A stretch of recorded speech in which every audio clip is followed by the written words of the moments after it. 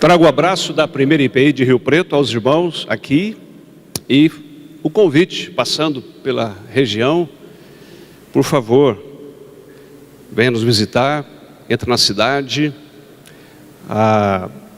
Como vocês, a nossa igreja está bem no centro da cidade, não é tão difícil de achar a primeira IPI de Rio Preto. Diz pela manhã que ela vai completar também 113 anos, em outubro próximo. E agradeço o convite para estar com vocês neste final de semana, ao pastor Fernando Lira, sua família e também a liderança, possibilidade de estarmos convivendo, aprendendo, e nesse final de semana, convivendo com os irmãos aqui, conversando com a liderança, a gente vai percebendo que cada vez mais as igrejas são muito parecidas, são muito iguais em muitas coisas. A vida e o que acontece em igrejas centenárias. Então os desafios são os mesmos para nós. As bênçãos enormes, de tantas décadas, vivendo num local, e a gente está numa cidade que portas já se abriram, portas já se fecharam, de muitas comunidades, e a gente continua firme, com as portas abertas. Ainda há fogo no altar do Senhor, né? Ainda há fogo. A lâmpada não se apagou, louvado seja Deus por isso. Tive o prazer de hoje pela manhã encontrar uma senhora que eu não conhecia, mas que a minha mãe dizia, e é muito interessante, dona Lídia, 92 anos. Minha mãe completa daqui a alguns dias 89 anos. Cidade minha de origem é Martinópolis, perto de Presidente Prudente. E as duas foram colegas de igreja quando adolescentes. Já faz um bom tempo. Já faz um bom tempo. Então tirei uma foto com ela e com a Simone, a filha, e ela já foi a foto, já mandamos lá para Martinópolis, para minha irmã, mostrar para ela, porque essas ideias mais antigas, os pensamentos mais antigos, é melhor para ela que está com a mente um pouco com problema. E Deus vai nos dando essas possibilidades, até mesmo de entender a nossa própria história. Eu gostaria de conversar com os irmãos, 115 anos, uma igreja para hoje. Não tem como a gente não pensar na missão, no desafio. Eu não sei se dá para colocar, Silvia? Olha só. Além do Lira, quem mais é santista aqui? Tem mais santista? Eu sei que o Áureo também é santista. Corintiano tem também aqui? Cadê as mãos dos corintianos? Tem corintiano sim. Pois é, ali não é nem Corinthians nem Santos. Está parecendo mais o Morumbi ali. Está parecendo mais o Morumbi.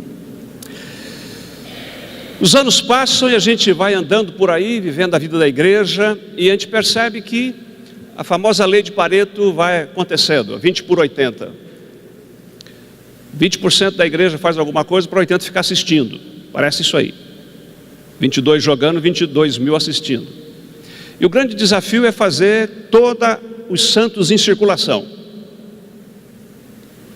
É conhecida aquela história na Inglaterra, quando eles estavam cunhando moedas e tinha acabado as moedas. E o único material que tinha para fazer moedas na época era algumas imagens de bronze, de ferro que tinha, e o rei não teve dúvida. Olha, vão derreter os santos e colocar tudo em circulação, fazer moeda para circular. E nós temos que botar os santos em circulação. Essa é a ideia, botar os santos em circulação. Sair lá da arquibancada e ir para o campo. O campo é o mundo. Esse é um grande desafio para nós como igreja, em pleno século 21.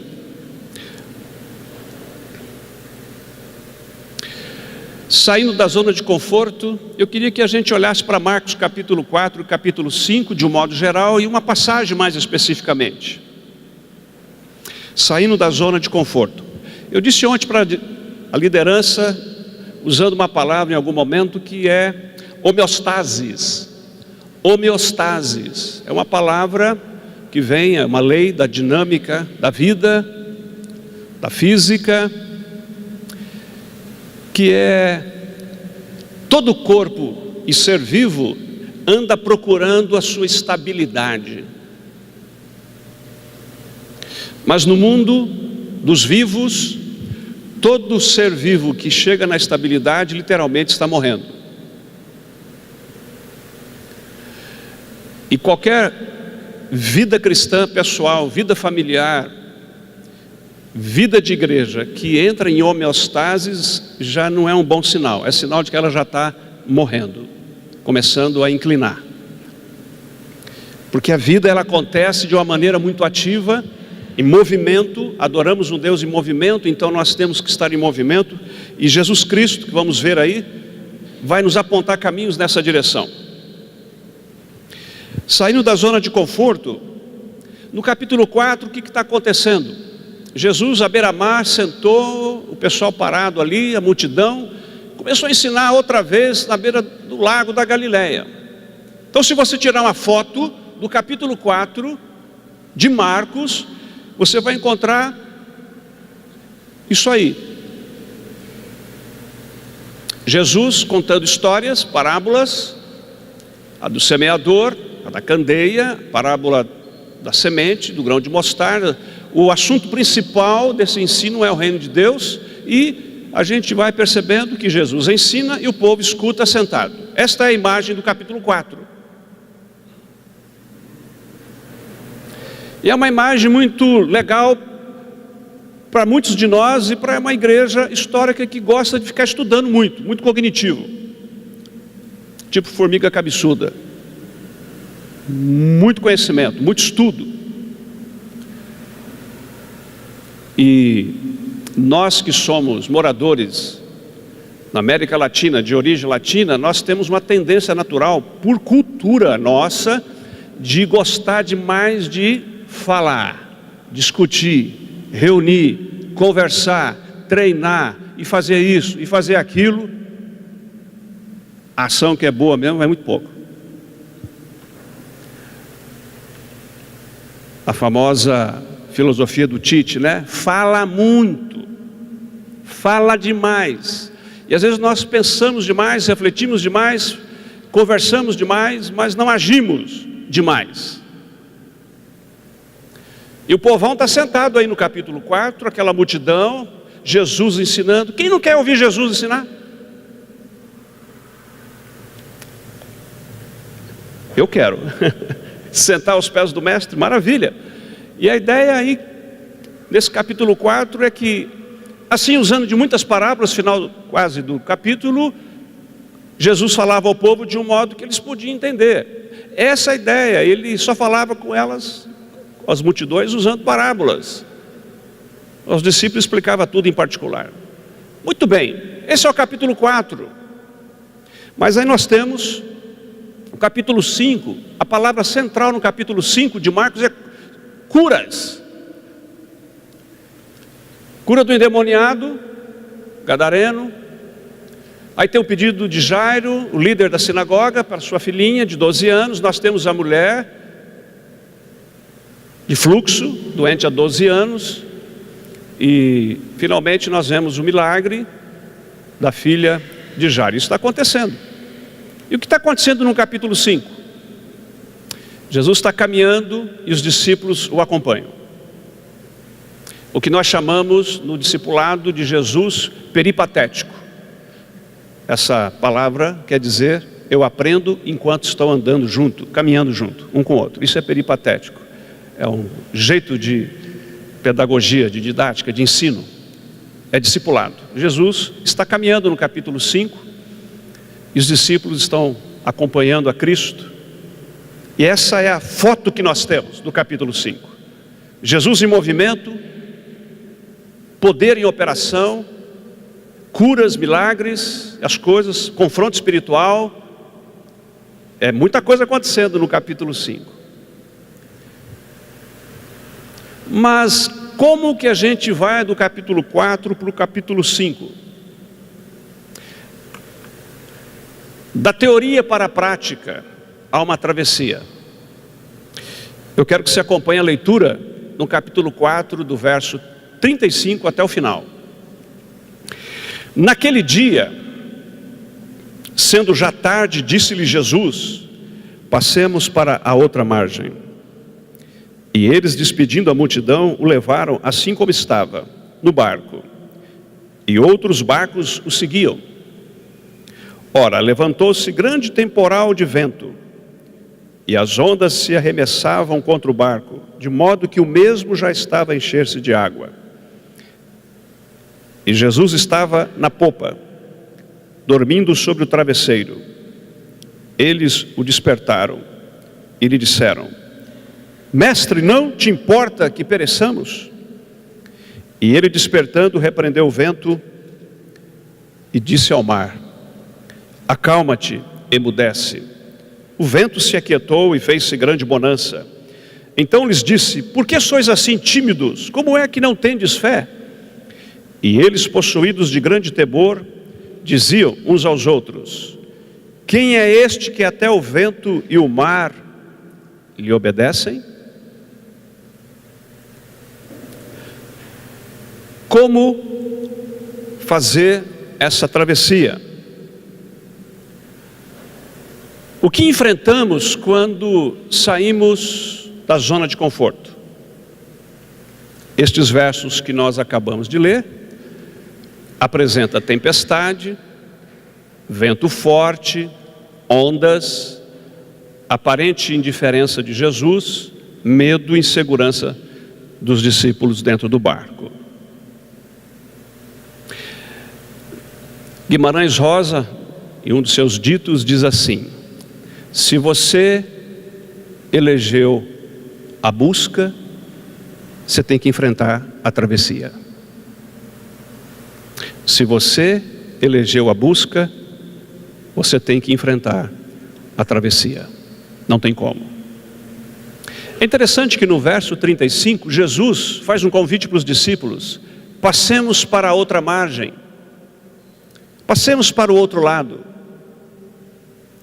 A vida nossa, pessoal, familiar, conjugal, igreja, profissional, relacional, muitas vezes somos convidados por Jesus para atravessar para a outra margem, para uma nova perspectiva, uma nova maneira de olhar, uma outra posição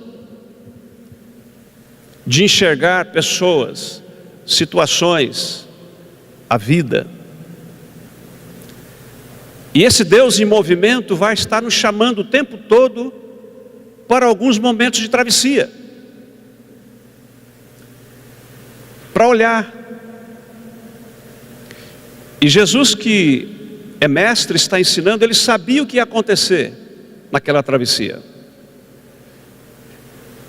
Está conduzindo do capítulo 4 para o capítulo 5, da teoria para a prática, do conhecimento cognitivo para a prática, para a experiência, para as coisas mais empíricas.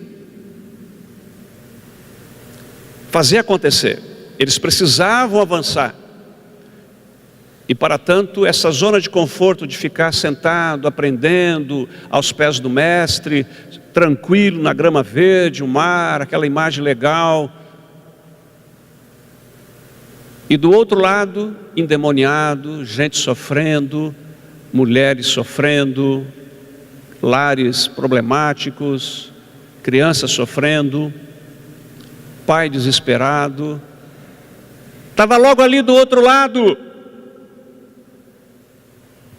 Assim como essas situações estão para cada um de nós do outro lado, na porta da frente do seu apartamento, na casa ao lado do seu condomínio, em quem senta com você naquela sala de aula, em quem usa uma sala do seu trabalho ao lado, computador aqui.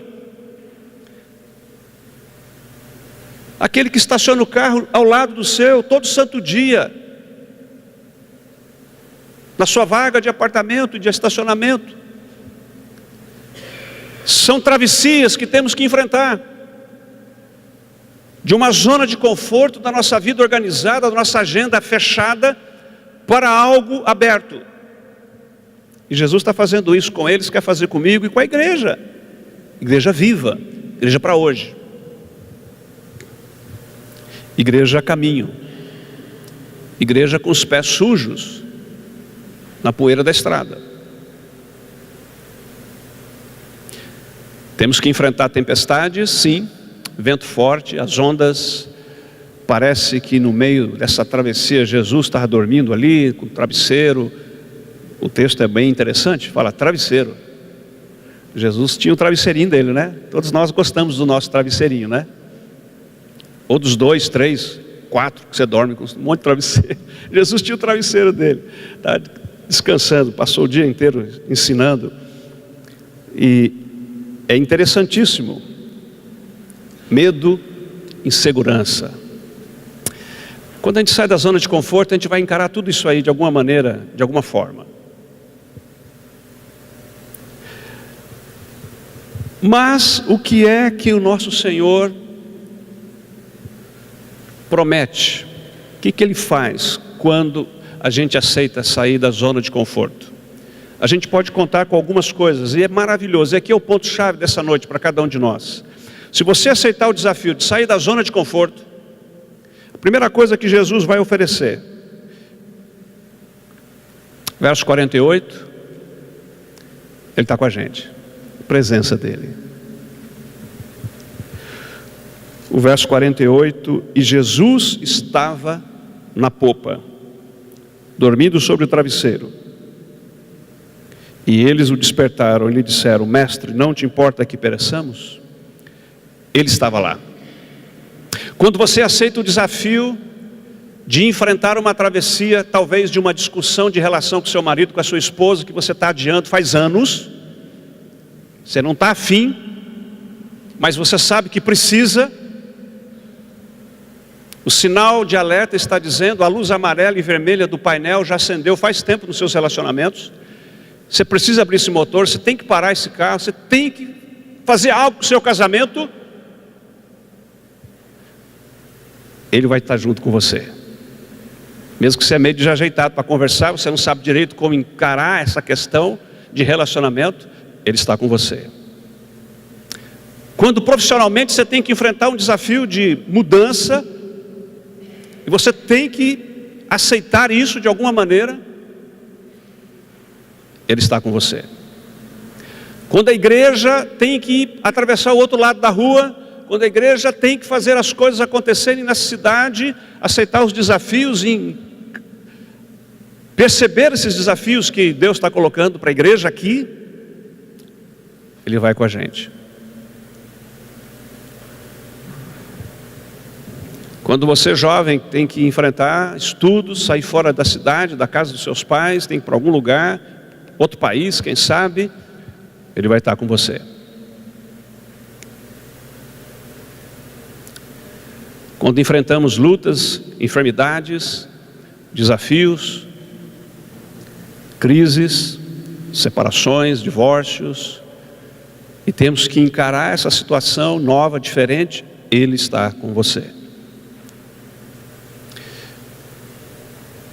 Mas se você não aceitar o desafio da travessia, da zona de conforto, para o campo missionário da vida, você não precisa dele. Você está muito bem, tranquilo. Você fica só ouvindo, só lendo, só estudando, só conhecendo. Legal. Mas se você aceitar o desafio dessa busca que você está querendo, encontrar algo melhor, uma situação mais dinâmica, uma manifestação melhor, uma situação, uma vida melhor, que vai valer a pena de propósito, Ele está com você. No verso seguinte, Ele vai oferecer para você o poder para encarar ondas, medo, segurança, tempestades. Precisamos do poder de Deus. O versículo 39 está dizendo: e ele, despertando, repreendeu o vento e disse ao mar: acalma-te, emudece. o vento se aquietou e fez-se grande bonança. Quando aceitamos o desafio de sair da zona de conforto e ir para o campo missionário, campo de ação, a gente tem a alegria de ver o poder de Deus em ação, os milagres acontecerem, a manifestação do poder da nossa vida, porque quando estamos numa zona de conforto, uma vida organizada, tudo arrumado, normalmente nós não precisamos ver poder de Deus, a gente dá conta do recado, a vida está organizadinha, está tudo certo. E vou dizer uma coisa que a gente não gosta de ouvir, mas eu vou falar, eu vou embora daqui a pouco mesmo, só não joga pedra em mim. Classe média é muito fresca. Ouviu o que eu falei? Classe média é um povo fresco. Busca homeostase, zona de conforto e morre de medo de perder o conforto. É por isso que Deus permite tempestade, é por isso que Deus permite ondas, vento forte. É por isso que, para nós muitas vezes, Deus é um catfish. É um peixe que vem e mexe dentro desse aquário estável da nossa vida, que é uma ilusão. O potencial que nós temos de conhecimento, potencial material, de influência, de muita coisa boa, se colocado a serviço da missão e aceitar o desafio da travessia, nós veremos o poder de Jesus Cristo de maneira maravilhosa, impressionante. Teremos experiências impressionantes do poder de Deus. É isso que nós teremos, e Ele promete. Poder dele agindo em nossas vidas. No verso 40, o que Ele fez com os discípulos fará conosco também. Ele promete a paciência dele. Deus tem paciência com a gente, Ele é mestre. A paciência dele. Então lhes disse: por que sois assim tímidos? Como é que não tendes fé? Na realidade, parece que Jesus está bravo com eles, mas não está bravo com eles. Jesus está operando no interior deles. A graça de Deus está operando na transformação dos discípulos. E Deus tem paciência com os discípulos. Jesus tinha paciência com eles. Porque sentado à beira-mar no capítulo 4, ouvindo as parábolas, os ensinos, as explicações, só ouvindo, entendendo com a mente, está legal, não tem tantos dramas, tantos problemas. Não tem crise. Mas quando está no meio do mar e a coisa fica complicada, então a gente vai testando o tamanho da nossa fé. Vivi uma experiência há muitos anos com um colega que sua esposa adulterou. E ele, criado de longa data na igreja, e nós começamos uma caminhada, e ele teve que exercitar perdão, e ele ficou muito bravo com Deus, porque ele estava servindo a Deus no acampamento, fazendo as coisas para Deus, aquela coisa toda, e quando aconteceu os problemas, como é que pode? Eu estou trabalhando para Deus, aquela coisa toda. E foram muitas horas de bate-papo, de acompanhamento, seus desníveis emocionais, aquela coisa toda. Muito choro. Choramos juntos. Acontece que, depois de um tempo, ele falou assim: a minha teologia foi totalmente questionada. O meu conhecimento de Deus não deu conta de lidar com um problema como esse. Acontece que o problema conjugal começou a revelar dentro dele que o que ele acreditava sobre Deus era muito ralo. Se envolveu com a igreja, isso sim, companheirão, mas não tinha a experiência e o conhecimento dessa experiência com Deus, algo mais profundo. E ele chegou um dia para mim e falou: pastor Mário, eu estou reconcebendo o amor de Deus. Eu estou reconcebendo o amor de Deus. Eu preciso conhecer um Deus que eu não conhecia, diferente.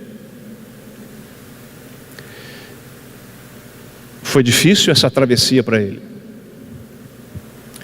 Não houve separação, houve perdão, os filhos foram criados, estão casados, e o casal continua firme, servindo a Deus, colaborando.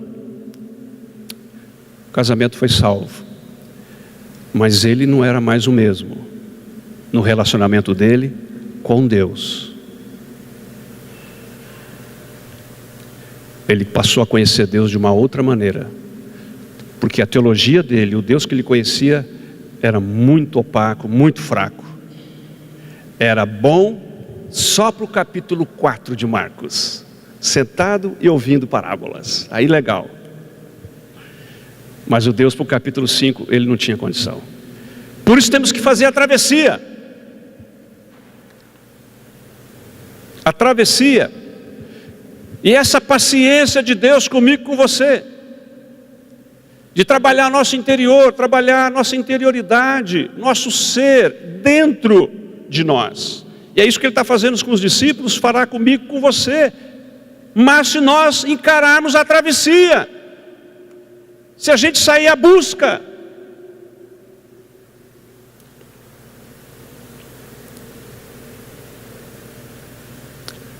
qual é a segurança que temos quando aceitamos o desafio? O texto nos ajuda.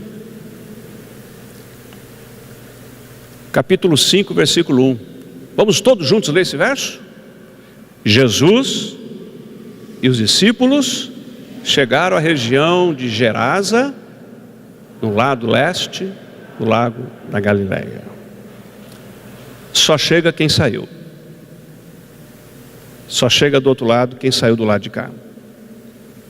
Eu quero deixar essas duas perguntas para você nessa noite, neste momento, nos 115 anos desta igreja. Se não você, quem? Se não agora, quando? Se não você, quem? Se não agora, quando? Você vai aceitar o desafio de ir para o outro lado e sair dessa zona de conforto que muitas vezes somos pouco a pouco levados a buscar. Nós vamos fazer um cântico de consagração novamente, os trabalhadores apropriados para esse momento. Vamos colocar de pé todos, por gentileza. Eu quero que você pense sobre isso. Essas duas perguntas. Se não você, quem? Se não agora, quando?